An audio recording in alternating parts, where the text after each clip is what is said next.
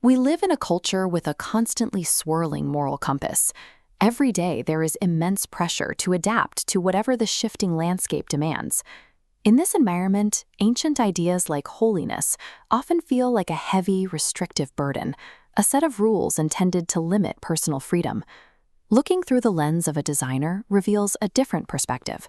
Holiness is the architect's blueprint. This diagram illustrates how boundaries snap into place to form strong, load-bearing walls.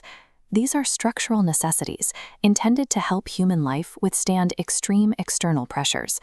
Following the schematics provides the exact stability required for human life to reach its intended flourish.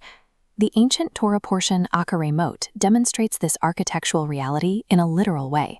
The Torah presents the land as an active witness that responds to the moral conduct of its inhabitants. It is a biological and spiritual reality tied to the very ground we walk on.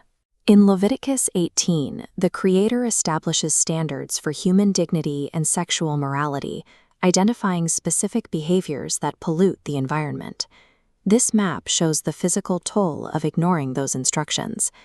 Leviticus reveals that sexual perversion sickens the environment, saturating the soil with iniquity until the system can no longer sustain the inhabitants. Eventually, the land acts to purge this corruption. It reaches a breaking point, violently rupturing and vomiting out those who have defiled it. Ignoring the foundational design causes the ecosystem itself to functionally reject its residents. The Apostle Paul applies this concept of protecting sacred territory to the individual believer. As this animation shows, the geographic landmass transitions into the human form. In the New Covenant, the physical human body is the most sacred piece of real estate on earth. This is the intentional, dedicated dwelling place of the living God.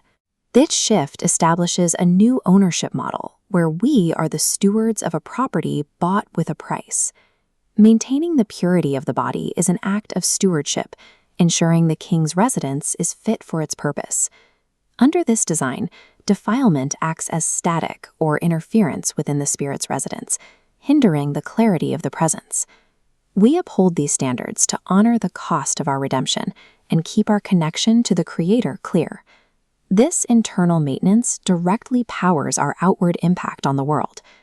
Teaching others to follow the architect's manual requires a life that demonstrates those instructions actually work. Our internal purity provides the credibility for the Great Commission. The goal of this distinction is accuracy. We represent the kingdom by functioning as the image bearers we were designed to be. Living with structural integrity transforms a person into a beacon, casting a piercing light into a dense fog. This set-apartness models a functional, beautiful way of life that draws a lost culture toward the safety of the Father's design. Maintaining this design today requires a practical step, the personal audit. History shows that nations are judged specifically for the structural failures they choose to culturally normalize. To inspect your own load-bearing walls, you must critically audit your daily media, entertainment, and conversations. This diagram demonstrates the strict rule of the audit.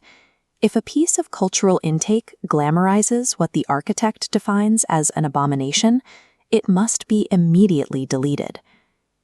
Identify one private area of your life today to consciously realign with God's standard of holiness. True holiness is proven by the integrity of the structure when no one is watching, restoring human dignity to its intended glory.